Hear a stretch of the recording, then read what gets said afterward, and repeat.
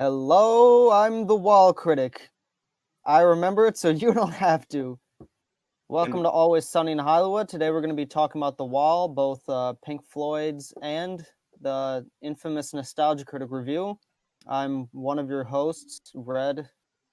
Hi, I'm Lugia, and I'm not a Pink Floyd fan. I should mention I'm a big Pink Floyd fan. hello, my name is Patrick, and I am familiar with Pink Floyd. I wouldn't say I'm a huge fan, but I've definitely heard a good amount of their songs. Thanks to my dad because he's a huge fan. Yeah, I feel like all of her dads they grew up 70s, 80s, so they Yeah, they uh they like that kind of Pretty yeah. music. much, Dark yeah. Dark Dark Side of the Moon is one of my dad's favorite albums. Period. Oh yeah, God, I've heard Dark Side of the Moon, The Wall, and Wish You Were There. Those three particularly a lot.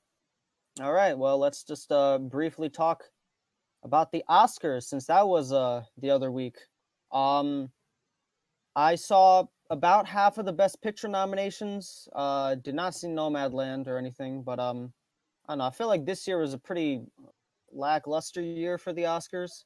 Kind of makes sense considering what 2020 was, anyway. Yeah, I A guess. little It's bit. just I mean, like there were still movies though. I just feel like usually every year there's that one movie that everyone's kind of talking about that's in the best picture, and this year is just kind of like some of the movies I didn't even hear of until the Oscars, which is rare for me. I'm usually I'm usually on top of this stuff. Animated stuff was just what you'd expect, you know, the Pixar movies, Shaun the Sheep, and the big indie darling in the animated category was Wolfwalkers, which me and Lugia saw. We both liked it a lot. I still need to see that. I'm very interested because I love wolves. It's good. Yeah, it's very good. It was my favorite of the nominees. I did think Soul was actually pretty good. Onward, I I don't care about. Anyway, going to regular nominees. I guess of the ones I did see, I'd recommend you guys check out Judas and the Black Messiah. That was the one I liked the most. That's actually a 2021 release, not a 2020 release. Well, But they they they kind of pushed the deadline a bit to yeah, later this they year. changed the rules a bit. Yeah. The others were 2020 releases. Mank was okay. All the ones I saw were just okay. I didn't see any of the ones on like the good end of things except that one. A lot of snubs I felt, whatever. I guess in terms of the actual performance, I guess the real standout moment is that they reorganized the Oscars this year. They decide to put the actor category at the end instead of Best Picture, and most people thought they did that because Chadwick Boseman was going to win, and they thought it'd be a powerful thing because he passed away. I guess the Academy doesn't actually know who won until they open it because Chadwick Boseman did not win. It was Anthony Hopkins. Pretty embarrassing moment for the Oscars because they just like immediately just tried to rush the ending of the show, especially because Anthony Hopkins wasn't even there. Yeah, I heard he did he posted a video the next day where Yeah, he paid tribute to Chadwick Boseman. guy didn't come because he's 84 and the pandemic is still going on. So he was like, "Yeah, I don't think I'm gonna go." Yeah, I didn't watch the show, but I did see the list of winners. Apparently a lot of people didn't watch the Oscars though. This was like the lowest rated in like Every Oscars is the lowest rating. It's just been a steady decline. I don't really watch yeah. the Oscars in general. I feel like next year there might be an increase, depending I don't know on how many movies released. But I feel like this year and last year it's just gonna be a slow year for movies. Not many things are gonna come out. Well, Um, we'll just have to see yeah, how things go. What studios decide. yep. Outside of movie news is Burning Man isn't gonna happen this year because of the pandemic. You guys know Burning Man? I I do know of not. it. It's some famous festival happens in like the desert in California. Really? Yeah, I was thinking about going one year. I might, but later down the I would line. love to I would love to go back to California, but I don't think now is the best time. Maybe in Yeah, 5 years. Maybe in 5 years, depending on where we're yeah. at. More or We'll, less. we'll still be young in 5 years, At least I probably. got to go before things kind of went down. Anyway, after the success of Godzilla vs. Kong, they are going to make a fourth movie. A lot of people are wondering whether they're going to do that because they company no longer owns the rights to Godzilla. But yes, they're going to make a fourth movie. It's going to be following Kong. I don't know, some original monsters, I guess. So that'd be cool. Adam Wingard. Isn't this technically the 5th movie? No. But Godzilla, Kong Skull Island, Godzilla King of Monsters, Godzilla versus Kong. Yeah, 5. Okay, The yes, next this one will will be be the the 5th fifth one. movie. My Yeah. bad. My mistake. And I'm not even a Um, monster movie guy, and I know this. I've only seen 2 Godzilla movies in my life, man. I don't know. Shit, have I even seen 2? I think I've seen the Peter Jackson King Kong. I've seen Shin Godzilla, and I saw like one of the older ones on TV when I was a kid. That's like I haven't seen many kaiju movies.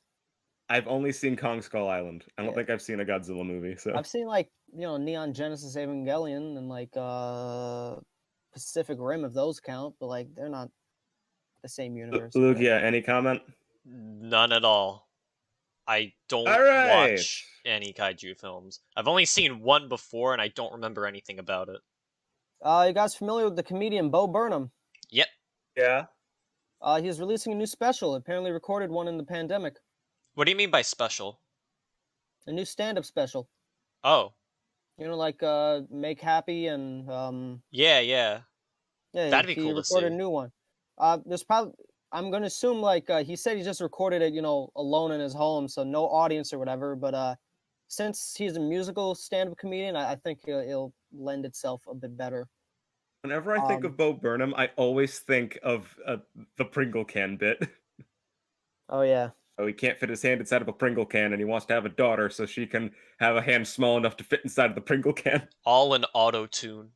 Yes. Oh yeah. You guys watch Invincible? No. What?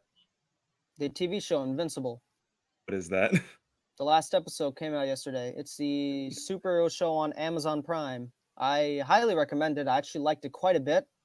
I'd give it like a 9 out of 10. It was very good, actually. It's from the creator of The Walking Dead.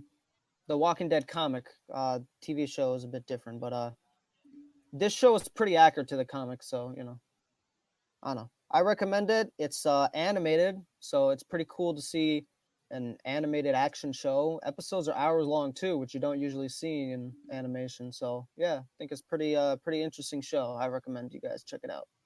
You guys don't watch Marvel movies, right? No. I do. I've seen a Yeah. I do. few. I'm not into Marvel, though. I'm not really into any superhero movies. Yeah, if I was gonna recommend anything from Marvel, just the first 2 Guardians of the Galaxy. They're the best ones, and you also don't need to watch any of the other Marvel movies to watch those 2, because they are completely disconnected from the universe. And See, up then until they connect them. Yeah, in Infinity War and Endgame, but like at that point, who the hell is gonna watch Infinity War and Endgame if they haven't seen everything else? So like, whatever. I did. All right, you did saw Endgame with us, right? Yeah. And Infinity How- War, and I had Yeah. no fucking clue what was going on. Aside And you were from able to Grimace snapping everybody to death. How many of And them did you you watch? were able to follow it just fine, right? The main plot of the movie, yeah, but I had almost no idea who these other characters were. I feel like Infinity War kind of works standalone because they're mostly just following Thanos, and everyone just got introduced to Thanos, so everyone's kind of in the same boat. But Endgame must have been confusing as hell because it's entirely about characters you don't know. Pretty much. So you never saw like any of the Iron Man movies or Captain America movies? No. Oh, okay. I yeah. did see the original Avengers, or at least, what was it, the 2011 one? 2012. That Okay, was so you 2012, saw. okay. You saw all the movies that require you to watch the other ones and not any of the It's been so standalones. long, I didn't really pay attention to it. All I right. don't even remember what happens in that movie. I'd say the Captain America movies are the most important ones to understanding Endgame, just because. Yeah, I'd just say the Captain America ones. And like Iron Man 1 is pretty important to understanding Tony Stark, but I don't know. There's a lot of Marvel movies you can honestly skip. People say that, oh, you have to watch all of them. I haven't seen all of them, and I understood it fine. Like, you don't need to watch all the Marvel movies. Most Marvel movies are shot green screen, and that's why they're all ugly as hell, because, well, not all green screen, but they have used so much CGI, and Marvel movies just look ugly, quite frankly. Most of them, except Guardians of the Galaxy 2. Okay, and I'm just gonna wrap it up. New Hell of a Boss episode came out. You guys watch Hell of a Boss? Never heard I of it. believe I've seen the pilot. I've only seen the pilot too, but it's the indie cartoon from the creator of Has Been Hotel. It's the spin-off Oh series. yes. I'm familiar with Has Been Hotel. And I Yeah. think I've seen like promotions for Hell of a Boss. Never actually watched it though. All I know is I'm that not. Hell of a Boss is actually a lot better than Has Been Hotel. Yeah, I didn't like Has Been Hotel, but Hell of a Boss, I like that quite a bit. I've only seen the first episode. I'll watch the other five eventually, but yeah, solid. And last news, which I think is a good transition into the movie, is Warner Brothers just released an official Bat credit card. From Batman and Robin. Yeah, you can buy your own credit card with the Batman logo on it. I'm Never sorry. leave the case. I'm confused. How does this tie into the movie? Nostalgia Critic's most infamous gag is him getting overly mad at the Bat credit card from Batman and Robin. Really? That's straight up like his most famous video, I think. I don't think I've seen the Batman and Robin episode, Yeah, so he's like, "Oh, Bat credit card, I'll kill you." The thing is, he mentions it in multiple reviews. Like, it's not just in the Batman and Robin review. Even though it makes like no contextual sense in the other reviews, it's just like a running gag that if you just mention the Bat credit card, he'll freak out. God. Anyway, let's just talk about the fucking movie. okay, sounds good to So, me. we're going to be talking about Pink Floyd's The Wall, which is it's basically a movie adaptation of the Wall album. Well, I guess that wouldn't be accurate. The album was always meant to be have a visual component to it. The live tour was, designed with the album in mind, and the movie was intended from the start. The only difference is initially the movie was just going to be footage from the live tours with like some additional segments, but in production they decided they'd actually try to make it like an actual movie of sorts. Actual movie in kind of quotations because it's still very abstract. So I think we mentioned it before, but have any of you listened to The Wall prior to this review? I definitely know a few of the songs. Like obviously, the three parts of Another Brick in the Wall are like Yeah, the most well known because the album is The Wall. yeah, Um, Uncomfortably Numb. I probably am familiar with a lot of the other songs, but I wouldn't have known they were from the album. I have heard the album several times. There's only one song I didn't recognize, and that's because it was actually written for the movie and not for the album. So I'm assuming you haven't seen it, Lugia, or Seen what? listened to it. The Like, listen album. to the album. I mean, like you said, Patrick, I've heard a couple of songs. I'm not a Pink Floyd fan by any means. I know they make good music, and I've liked what I've heard from them, but it's not. I don't know. I You guess I just just never. didn't really have You any just never. interest in the rest of the album. You just never took the time out to actually listen to it. Is what you're trying to say. Yeah, that too. Yeah, so they're like the band that come on the radio and like you wouldn't change the channel, but you wouldn't like actively seek them out. Yeah. Yeah, Um, I'm in a so similar boat. I have nothing bad to say about Pink Floyd, but I also don't really have much to say about Pink Floyd. I so do this love was what I direct. hear, though. I do love what I Yeah, hear. so this is directed by Alan Parker with animation done by Gerald Scarfe. So the movie, tons of production issues, rife with infighting. Apparently, Roger Waters and Gerald Scarfe had a falling out during editing, with Alan Parker. So that was interesting. Scarf and Waters, their relationship was fine because he still did artwork for Pink Floyd before and after the movie. But yeah. So Gerald Scarfe did all the animated segments. Alan Park basically just directed the whole thing. I've actually seen a few other Alan Park movies. He directed Bugsy Malone and Mississippi Burning. Highly recommend those movies, especially Mississippi Burning. I think that movie's fantastic. This movie's basically an autobiography of Roger Waters. It's mixed with him basically ruminating on his dad because his dad fought in World War II. He was well, he was originally a pacifist that just did medical stuff, but he eventually changed his mind, and then he died just a couple months after changing his mind. So yeah, I think the war imagery is pretty apparent.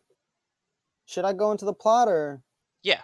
Yeah, I think this might be we can talk about this like how we did the Burn After Reading episode where I go through the plot and we basically just like because this movie is very much broken into segments. It's basically just a series of music videos, but they all kind of like blend together and they tie together a lot more than most music videos do. Because like a movie, there's like a lot of like repeating callbacks and stuff, motifs. Right. So yeah, the movie is about a depressed rock star named Pink, and the movie basically opens with him reminiscing about his father. Anyway, he imagines himself as a fascist dictator that indoctrinates the youth. And that both of these, the war stuff and this fascism element, is a constant running throughout the plot, throughout the story. So yeah, we flash back to his dad dying in World War II, and then we kind of see the aftermath of that with Pink's childhood and having to be raised by a single mother. We then see an anime sequence depicting the war and showing that the deaths were for nothing. Then I have a train sequence where Pink puts a bullet on the train tracks, and then he sees like the children on the train wearing these masks. There's just a lot of stuff there, and that's like only the first like 30 minutes. Then we see him going to school. His teacher mocks his poems. A fun little detail is that the poem he wrote out is actually the lyrics to "Money," which I would argue is Pink Floyd's like most famous song. I feel like everyone heard "Money." Money, it's Yeah, a it's crime. I kind of had a feeling it was a reference to one of Pink Floyd's stuff. I didn't realize it was that though. So yeah, basically we see him at school. The teacher mocks his poems. That's like one of the most famous segments. I feel like I've seen multiple parodies where people are like, "Poems, everybody! He is writing poems." I don't know. I might have seen them like The Simpsons or Family Guy before. Sounds like a Simpsons joke. Yeah. So we then like see the teacher. She's or they're a total asshole because of their shitty marriage, and then he visualizes school as dropping children into a meat grinder. I'm just bluntly saying the symbols right now. Like when I talk about my opinions, I'll examine them a bit more. So yeah, then he imagines the children rising up and rebelling. An adult Pink remembers his mother and his marriage. Learns his wife is cheating on him. Then we have another animated segment that shows like, well, basically the wall being constructed. Every traumatic experience he's had is represented a brick in the metaphorical wall that he constructs around himself that divides him from society. Then there's like a little party sequence. He goes to his hotel with a groupie, but scares her off when he destroys his room. It's funny. Like didn't we do The Room not too long ago? Where he Yeah. destroys the room in a Yeah. similar fashion. Oh yeah, it kind of does. So who knows? Maybe Tommy Wiseau wasn't inspired by Citizen Kane, but The Wall. The world may never know. Does that mean Johnny is written to be a mentally insane psychopath? Yeah, it's probably more of a Citizen Kane thing where he's like, some great man.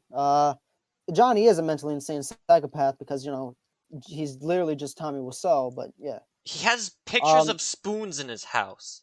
How can you I'm not think confident. he's a crazy person? That's what I'm saying. I'm What, pretty sure you don't that's have just pictures Tommy of spoons Wiseau. in your house? No, I have pictures of knives. I think I'm you're just- the crazy one here.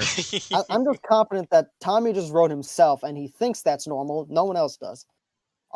Anyway, what I say? Enough about the room. Let's talk about the wall within the room. Yeah, he destroys the room, and then he becomes depressed, thinks of his wife. He feels trapped in the room and begins to remember every brick in his emotional wall as it completes. He's now trapped in the wall, begins losing his mind to brain worms and shit. Then we see more war segments. Pink's manager finds him ODing and gets the doctor to inject him and shit so he can perform. And then we go back to the fascist alter ego. He then stops hallucinating as he realizes he no longer wishes to be in this wall. I think he even screams no. Then the trial sequence happens and a bunch of surreal images, lots of callbacks here with all the previous characters we've seen turning to these like animated psychosexual monsters. And then the judge at the end orders him to tear down the wall. And then, we see the wall get destroyed. And then the final scene is, I think, a bunch of children cleaning up all the debris. No real closure, but that's intentional. This is just a part of his life. Again, it's basically an autobiography, but like from an emotional angle, not a literal plot angle. Oh, yeah. And the song that's not in the album is When the Tigers Broke Free. That was the one that was original for the movie, and that's like early on. That's like the first act. Was that added to the Wall album later on, or was that just its own thing? Oh, let me check. Yeah, it was taken from the album The Final Cut. It was taken from a different Pink Floyd album. Okay. What did you guys think? Well, okay, here's a question. What did you guys think of the music first, since you guys aren't super familiar? I thought the music was great. Obviously, it's Pink Floyd, so it's just gonna be a bunch of Pink Floyd stuff. But it was generally really good, and I Hmm. felt like with the story that they were trying to tell, a lot of the songs fit in perfectly. Yeah. Yeah. Would you guys probably check out more Pink Floyd music as a result of this movie? Listen, there's an album lying around somewhere in my house. You're damn right I'm gonna be listening to it at some point. Yeah. Yeah. Yeah. I mean, Um, I know my dad would be all for that. yeah, I was actually talking to my dad before this podcast. He saw The Wall in theaters. He And did. like, yeah, and what's funny is he actually mentioned that when he first saw The Wall, he was actually pretty new to America at the point, and he didn't actually get Pink Floyd's music. So, but he just decided to watch the movie anyway, and he just saw it as like this avant-garde thing. But yeah, he wasn't actually a Pink Floyd fan when he first watched the movie. And now he's a huge Pink Floyd fan. So I'm gonna predict that's gonna happen to you guys. I mean, I still wouldn't really consider Possible. myself a fan, but I Yeah, definitely liked it. Yeah. yeah. The thing he distinctly remembers was that after he left the movie, a bunch of people, other kids that watched the movie too, they were coming out and yelling, "Yeah, we don't need no education." I was like, I do not associate with these people. Got affiliated with me. Said a reference to Patrick. Incredibles. Incredibles. Yes, got it. That's why it sounds so familiar. Okay. So yeah, great music. I've listened to the album before, have not seen the movie, so it was interesting. I actually think it might be a bit harder to actually listen to the album now because like it paired so well with the visuals that it feels incomplete. Like, you guys know "This Is America," that Donald Glover song, Childish Gambino? I feel like if I heard it, I would Yeah? remember it. Okay, well, Off the top of my head, I can't recall it though. No. the "This Is America." I don't know how the beat goes. It's a hip You're hop gonna need to song. give me more than that. What's the beat? How? It's the one with the guns in the beat, the gunshots all throughout. I'd need to hear it again Okay, in order to whatever. determine That if I thing was know it. like designed with the music video in mind, and when you listen to the like song without the music video, it just like feels off because like the visuals are key to it. But like, yeah, that's what it kind of feels like here. Like you need the visuals, otherwise it just like it's still good, but it feels incomplete. You know? I Yeah. mean, especially since like it literally is incomplete. One song isn't on the album. So yeah, I think this movie is incredibly different from what we've seen before. I'd argue if there's any of the previous movies we've watched, the closest would probably be something like Memento. I'd say that's Yeah, I only was one. getting some vibes from Memento, mainly because it's kind of told out of order. That's Yeah, but kind like, of it, though. Other than that, it's its yeah, own separate Yeah, other than beast. yeah, yeah. So like the way this is basically told is that it's entirely told through images and symbols and like a ton of images and symbols. Like the great thing with symbols is that you can tell a lot more stuff than if you're told it literally. Like quite frankly, if this was a narrative movie, it probably would be 3 hours long instead of an hour and a half. But because of all the symbols and stuff, you're able to just like cram together just a lot more things. I feel like Um, the symbolism is both its greatest strength and weakness because it's great because there's a lot for you to think about and take in, but there may be too much, like to the point where like I feel like I need to watch this movie again because I'm sure there's like a whole yeah, bunch of stuff that I didn't even I mean, a notice, lot and of it like I it. I do think understood. Like, I do. the two plants, I mean, we can all agree that's just a symbol for sex. But, like, Yeah, yeah. some of the other stuff in there. It just felt a little convoluted at points to me, is what I'm trying to say. I do think that this is a movie that you're supposed to kind of sit on and think about for a bit. And since you just saw it today, who knows? In a week, you might have like you might have like a better understanding after you think about the symbols a bit. You know. It's possible, but there was like so much symbolism, like I didn't know what to Yeah, focus like, on. what was the point of the pterodactyl in the animation? Listen, I'll talk about the symbols more. It's just like I'm just trying to say this is like how the story is being told. Like the thing with like telling a story like this is that you're allowed to suggest different emotions and like associations with literalism can't because a lot of the symbols they repeat in different contexts and whatnot, and they're all Yeah, like directly tied there's together. definitely a lot to take in with this movie. Yeah. I found all the like individual images on their own to also be pretty striking. You know, everyone jokes in movies are every frame a painting, but like, in this one, it's almost a literal sense. I can I fully feel like agree to that. One of the I could, shots that like really stuck with me was the empty room that had this abstract shape, and we got to see Pink watching TV on just one lonely corner as a shadow starts to envelop him. That was a really good shot.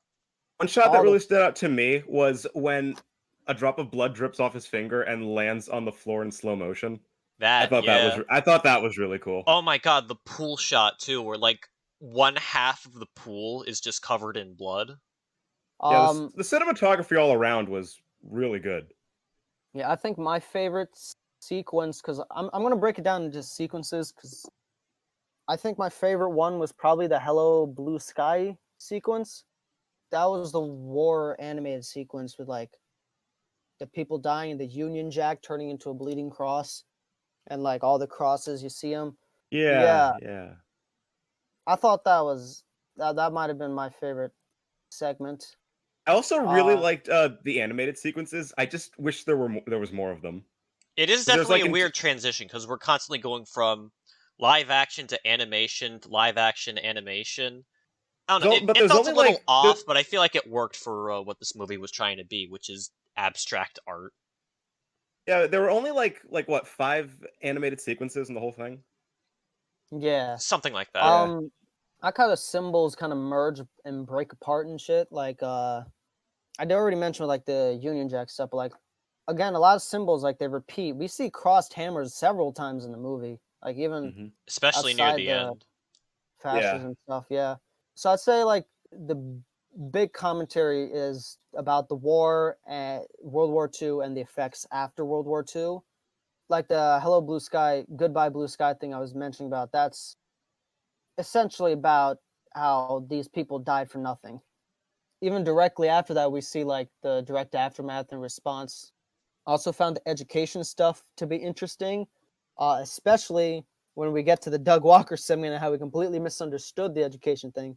Um, We'll get to that when we get to that. We'll get to that. We'll get to yeah. that. So the way I saw it is that usually when it comes to education, like there's generally like two schools of thought. The people are like, oh, you know, education, that's just for the betterment of society. We should educate people in all fields. But then there's the industrial side, which he's more criticizing, which is basically how the education system is just a pipeline to industry. You know, children getting thrown up in the meat grinder because they're literally just trying to create new workers and stuff. Like, you know, you have to get Yeah. education to get a job rather than an education just because being educated is good. Like, no, it's all for English school in district in that time is just turning kids into cogs in a machine. It's all to Or turn them into another brick in the yeah, wall. yeah, Got it! cogs in a machine, brick in the wall. I was gonna make that, man. God damn it. Yeah, yeah. People always talk about like the wall. He is talking about his emotional wall, but I just find it interesting that he has a cogs in the machine thing. Like you can easily put children are just like another brick in the wall in the same like emotional wall crap. Yeah. I think another big theme is the relationship between art and commerce, which, to be fair, that's a theme that's been done to death since that. So I feel like it may not be as fresh, but I still think it holds up pretty well. Relationship between art and commerce. I mean, he does essentially imagine himself as like a fascist dictator indoctrinating kids. So yeah, I thought the relationship between art and commerce, and also the fact like he ODs, Pink ODs, and like his manager just like injects him with shit so he can just get back up and perform and all that stuff. So this movie feels like a complex like tapestry just depicting Roger Waters' life. I find it interesting how like it represents both the characters like excuses and reality. Like for example, he understands exactly why his marriage fell apart and all that stuff. But despite that, he still views his wife as like some vagina demon in the animated segment. There's contradictions, hypocrisies, but like in a very like human way. There is one fortunate thing about symbolism though, is that some people are incredibly stupid and just don't understand the difference between the excuses and the reality and junk. Is there anything else you wanted to say? Yeah, I was just gonna say my final thoughts. I think this is the ultimate "we live in a society" movie. Yeah. Something I was not expecting was that Bob Hoskins is in this movie. Wait, he is? Yes, he is. He's the agent. Oh, my yeah. god. I when I saw this movie, I'm like, I think that's a young Bob Hoskins, but I Yeah, can't be it's- sure. Then the It's credits him, came, and Mario. it was totally him. I was not. The credits came up. I'm like, oh, that was him. It was really him. Wow. Oh my god, I see the resemblance. Wow. He didn't have a line, but like I distinctively recognized that was him. No, he had lines. He was just muted.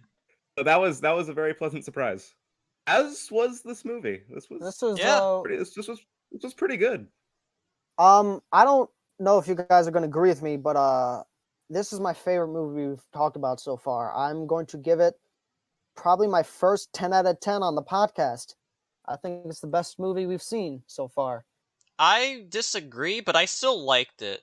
I feel like these kind of movies aren't necessarily for me, especially because of the overabundance of symbolism, which I mean is a part of the movie's character, but I don't know. I'm dumb. Mhm. I don't like writer's bluff, if you know what I mean. So I'd give Yeah. it a I mean- 7.5 out of 10. It's still good, and I definitely enjoyed watching it, especially because how the music played a huge part into the story. I mean, to be fair, I understand completely. I know Yellow Submarine, it's a beloved movie of just as much as this.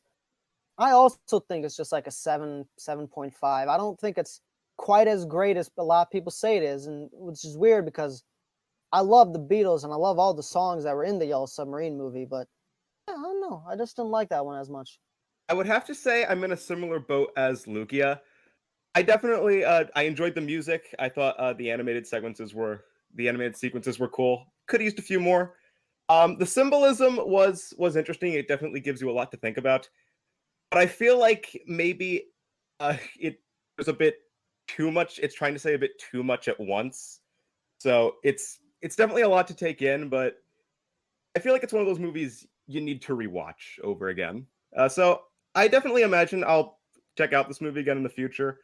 I don't know when, but I know I will. I'd say this is like a 3 out of 5 stars, around the middle of what we talked about in the podcast. I did enjoy my time though. I did enjoy it.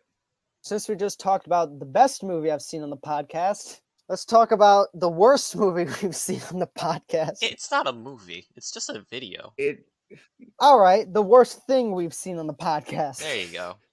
I'm not alone on this, right? You guys also think this is the worst thing we've seen so far? Yep. not good. All right, this is horrible. Okay, so let's just talk about Doug Walker. Growing up, I'll admit it, we did like this dude, okay?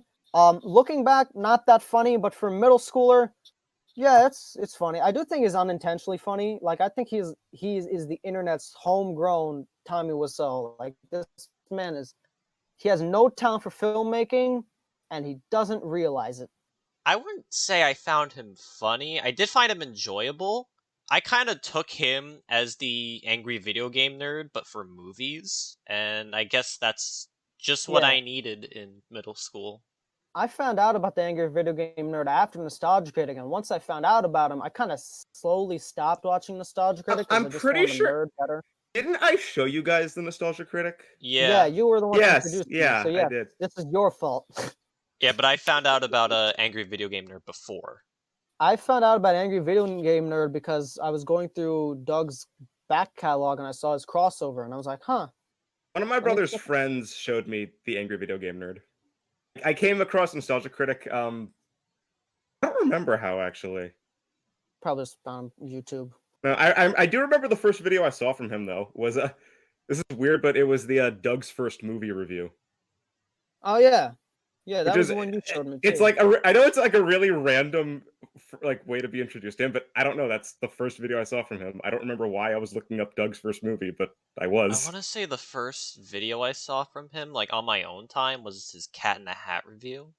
Yeah, we actually saw him before To Boldly Flee came out, because I remember when To Boldly Flee was new. I did not watch it because even back then, even though I liked him, for some reason I knew I do not want to watch a 4-hour fucking movie with this man. In recent years, the Nostalgia Critic has kind of become a bit of a guilty pleasure for me. Yeah. I don't watch him anymore. Neither do I I don't I. I don't watch the new stuff. I watch the old stuff occasionally though.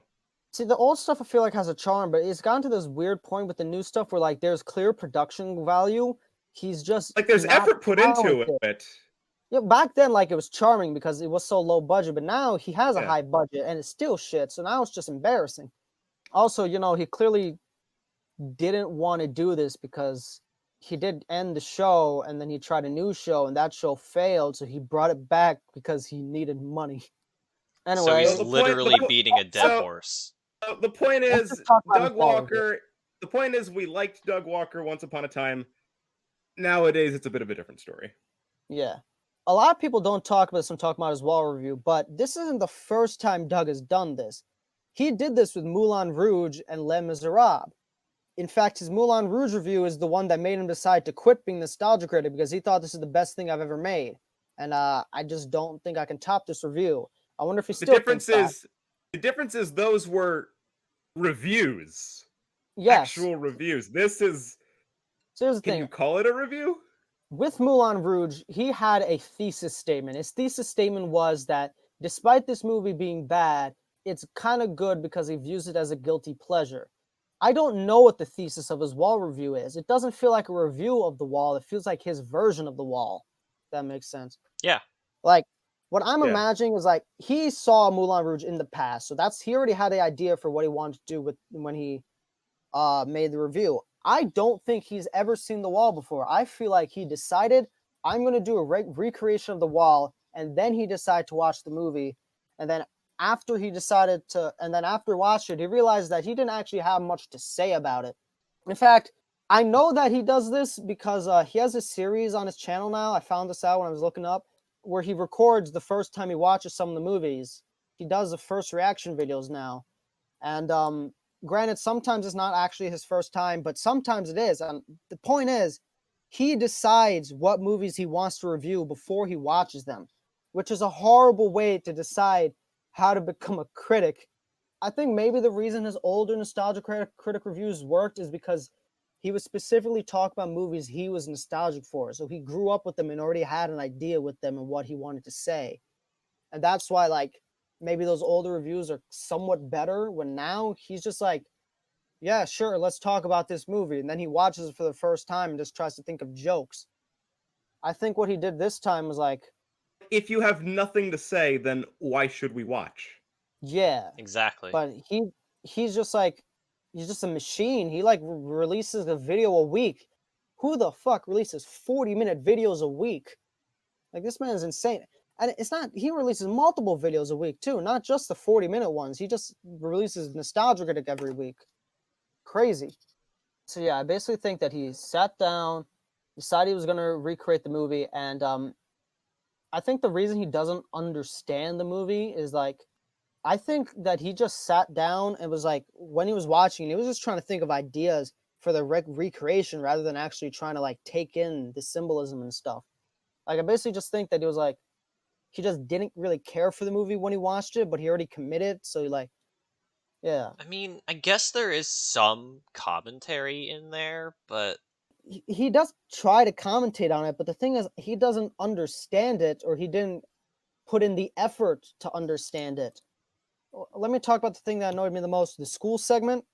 He's just like, oh, no one likes school. Quit being a whiny bitch. Is like, no, he's talking about like the industry complex. He's talking about like the systematically the issues. He's not just saying, oh, I hate my teachers. Like, he's not like, no, like, yeah, that's the problem. He kind of took it teachers at have- face value, and he didn't Yeah, didn't even at face understand value, the like- bigger picture.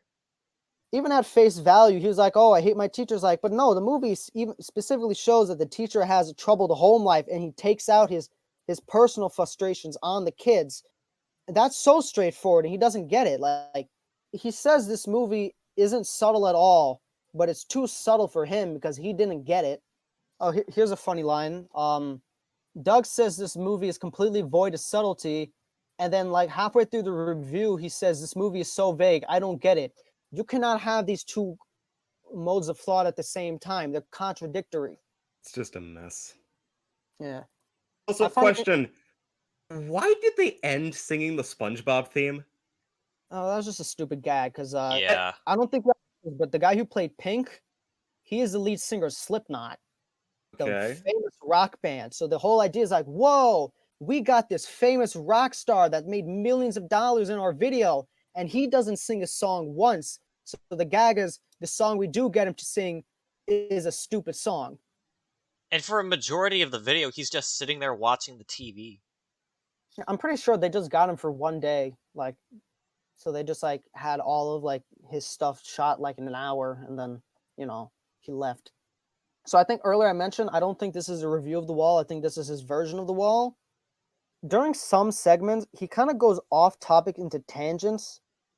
Like during this one fascism segment, he's just bitching about his haters and Twitter and shit. Like it has nothing to do with The Wall or any commentary in The Wall. He's just like trying to put like a modern commentary, like the iPhones with the marching hammers and shit. He tried to like make it half commentary, half not. Also, like the conclusion is like, oh, what'd you even think of The Wall? I thought it was fine. Thought it was fine. Why didn't you say that in the review? That's not how a review works. Because it's not a review. Yeah, right. So yeah, dumb joke with Slipknot. Let's talk about the actual filmmaking. Oh, fucking hell. I'm just gonna say general thoughts before we go into the specifics. It's so bizarre because this clearly took a lot of effort. Usually you think that with something with a lot of effort, like you have a lot of passion for it, but Doug doesn't have passion for it, but he's still putting a lot of effort. So it's like a lot of effort and no effort at the same time, and so many cut corners, but like he re-recorded the whole album, so he clearly put a lot of time into Yeah, it, you but he can just like buy that. he didn't care. I don't know Like, why he you'd want hired- to buy it, but you can. And here's the thing, it's not like a karaoke cover. He hired someone to recreate the instrumentation. Clearly a lot of time and effort went into this. You can cut corners, and they cut corners, but like at the end of the day, some of this stuff is going to take a lot of time to do, regardless of how many corners you cut. Luca, you talk about what you thought about the specifics. Okay, so you all remember the CG Nightmare Fest near the end of the video? That's so disconnected, man. Yeah, I go on. know, but there is a reason for it. No, I'm Someone told me this on Discord. I don't exactly remember the full story, but basically Doug hired somebody to get CG creatures, and the dude just had these assets lying around unused, so he figured, you know what? I'll just send it to him. It's not like Doug's gonna care, and he didn't.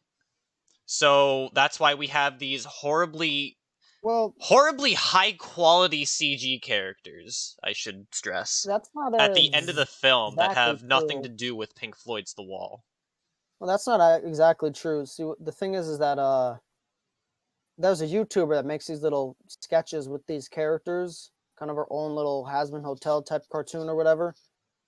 And this is basically just a crossover. From what I've understand is she did not work or collaborate with Doug. Doug just told her, "Hey, I want you to parody the trial section of Pink Floyd's The Wall." So she just made her own little thing. And if you notice with the lyrics, is like it's this really weird meta thing where he's like talking about, oh, monsters. This isn't accurately portraying the monster people. So it's like this weird meta thing that has nothing to do with like, it's like not an actual criticism. It's like a joke criticism. I don't know what I was told then. Speaking of monsters, like there's this one line where it's like, whoa, putting monsters in World War II is a little bit silly. And I'm like, Doug, I know you're a fan of Godzilla. What the fuck are you talking about? Monsters being a metaphor for World War II is like, it's been a part of cinema since the 50s. Half of Japan's stuff is literally just monsters as metaphors for World War II. I feel like if the CGI was just CGI on its own, it would have been fine. Like, not good, but fine. But the fact that like it's composed with like live action, Oh yeah, it looks much worse. Yeah. I feel like Doug was just like wandering in front of a blue screen. They just filmed that and they were like, all right, try to edit that in naturally. They didn't know how. Speaking of blue, remember that garage scene? How do you blow out your cameras that badly? Like this guy thinks he's like Michael Mann or whatever. That's like such a basic thing, having to figure out the lighting. I'm gonna say visually, the lighting is the worst thing. Oh, Like in all of Doug's definitely. reviews. I mean, there's like a lot of bad green screen, but like A lot of pixelated JPEGs too. yeah, but like I'd say the lighting is definitely the worst part. I mean, at least it's not underexposed, which is a problem a lot of people have. But like, how do you overexpose something? Like usually people's mistake is they underexpose the image, not overexpose the image. So I think Doug's problem is he tries to be like meta too much. Like it just ends up being meaningless slush, you know? You guys ever, you know that phenomenon where if you just like constantly repeat a word over and over and over again, after a while it doesn't sound real? Yeah. I feel like that's like how Doug's like critical mind has worked after a while. Just like he looks into things on like such a literal clinical level, constantly trying to dissect it, but like he doesn't get it, and like meaning is just all lost there. Like it's like his cinema sins. Like he's just looking at like a most surface level fundamental thing, and he's just incapable of understanding something that's entirely built on symbolism and emotions. And this is present in his other movies, like To Boldly Flee as well. Like in that movie, all he does is recreates, like since we're talking about recreations, in To Boldly Flee, multiple scenes in the movies are just shot for shot recreations of other movie scenes, but like with the stupid weird meta layers, like they just change the lines a little so it has like a meta joke and weird snark. It's like he thinks he's above the art when he doesn't even get it on the surface level. I didn't expect to hate this review as much as I did. Like I thought I was gonna goof on it like I do To Boldly Flee, but this one actually kind of like annoyed me. I All have the no. expectations that I had going in was just that it's bad, and that's Because it. like the Doug Walker movies, I think are funny, like in a so bad is good way. This one is just bad. Like it's not. I can't get an ironic enjoyment about. I got a little ironic enjoyment about it, but not much. I think it's like one part I found was pretty funny is the fact that he labels all the symbols like it's a political cartoon. Like in the movie, they just have the symbols and you just figure it out through visuals. In him, he like labels every single thing. He writes "person you hate" on his forehead. But the funny thing is that he's labeling them wrong. Like that's not what the movie was trying to symbolize, Doug. You got the symbol wrong.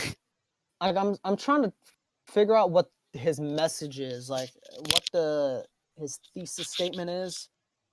It's kind of hard to parse though, because like he plays so many characters, but also like it's constantly drenched in this like meta sarcasm and like has like a self-aware irony to it, or like a lack of self-awareness. I guess that's better, but like I don't know.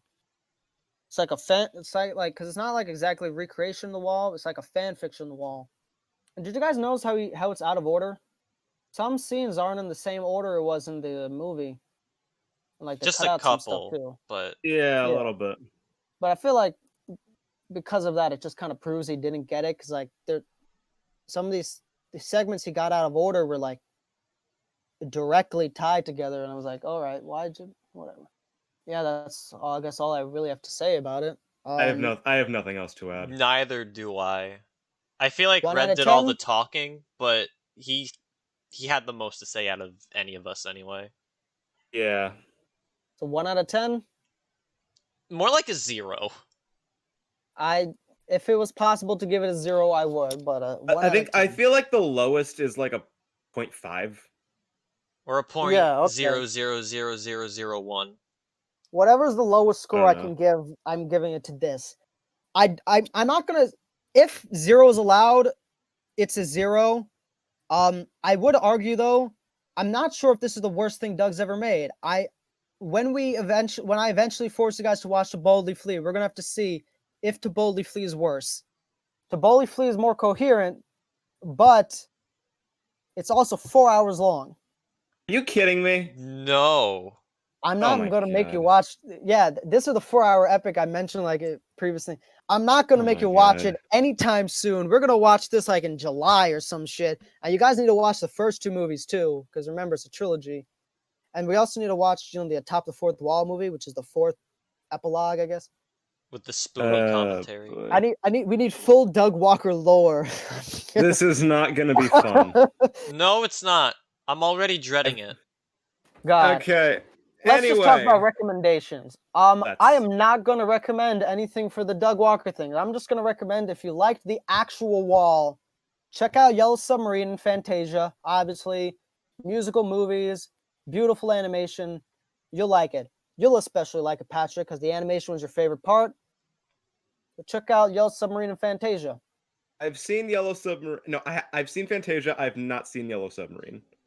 Same here. Also check out Angel's Egg, and because that is a anime movie with a ton of weird symbolism and stuff. It's from the same director as Ghost in the Shell. So if you guys are fans of Ghost in the Shell, also check out the movie Millennium Actress.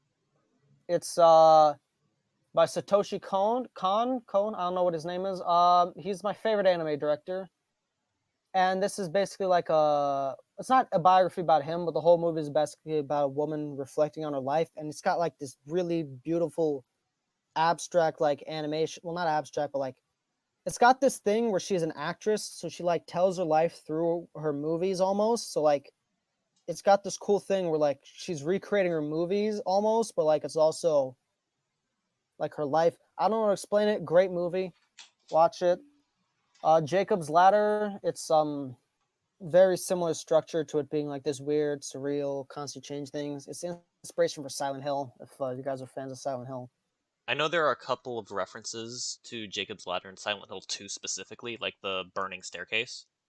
Yeah. Then there's The Tune, which is a anime movie by Bill Plimpton. It's a musical thing, animated by one dude, I think. That was pretty neat. But yeah, so animated musical, kind of like Fantasia and Yellow Submarine, bunch of different shorts. I'd recommend Train Spotting and Fear and Loathing Las Vegas because it kind of has the weird, trippy drug angle to it. Rocket Man because it's got like a bunch of these sequences, but it's also like a biopic about Elton John. All That Jazz for similar reasons to Rocket Man and Millennium Actress.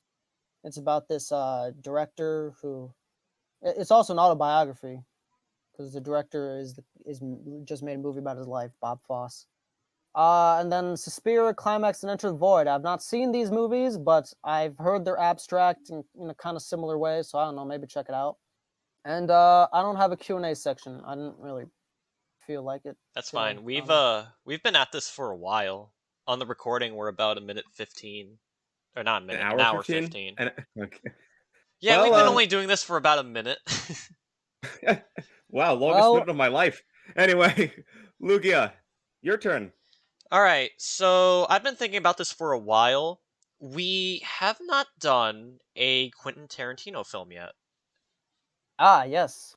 So, we definitely have options. I was actually going to leave it to you guys, which movies we should see. Out of 3, mind you. So... we get choices for this Yes. Yeah, okay. recommendation. Give us the 3 Okay. choices. So, my 3 choices are Reservoir Dogs, Pulp Fiction, and Once Upon a Time in Hollywood. Ooh, okay. I have actually... Why those choices? I don't know, just curious. The only one I've seen is Pulp Fiction, by the way. Mm-hmm. Which one do I... Have you seen any of them, Patrick? I have not, but if I had to put in my pick, I would say Pulp Fiction because I've never seen it, and I know it's like a really big classic. And I'm curious. See, What do you think? I haven't seen Once Upon a Time in Hollywood in a while, but I also feel it's a movie that it's not a good first Tarantino movie. Because it's like his love letter to Hollywood, so you definitely need to like be familiar with his work. So I'm gonna vote Pulp Fiction because I haven't seen that in a while. I did see Reservoir Dogs like a few months ago. So yeah, So Pulp I guess Fiction. Pulp Fiction. All Alright, right. I'm fine with that. Cool. Yeah. I only get to check this one out. Yeah. Yeah, you have a lot to look forward to, actually. I'm excited. I would also consider this to be one of my favorite films of all time, just like Memento. But whether or not it's I would better also or argue worse, that. I don't know. I would also argue that. Is it my favorite Tarantino movie? Probably. Yeah, this is probably Tarantino's best. Maybe Inglourious Basterds is a bit better. It's been a while since I saw that, but you know. Well, time will Yeah, tell. really great. All right. So for next week, Pulp Fiction. We will see you all then, hopefully. All right, Red, you want to log us out? Shoot, how does Nostalgia Critic ends his videos? Remember it so you don't have to. No, that's how Same way he opens his starts it. videos. He ends it the same way. Oh, okay. We're the Always Sunny in Hollywood crew. We remembered, so you don't have to.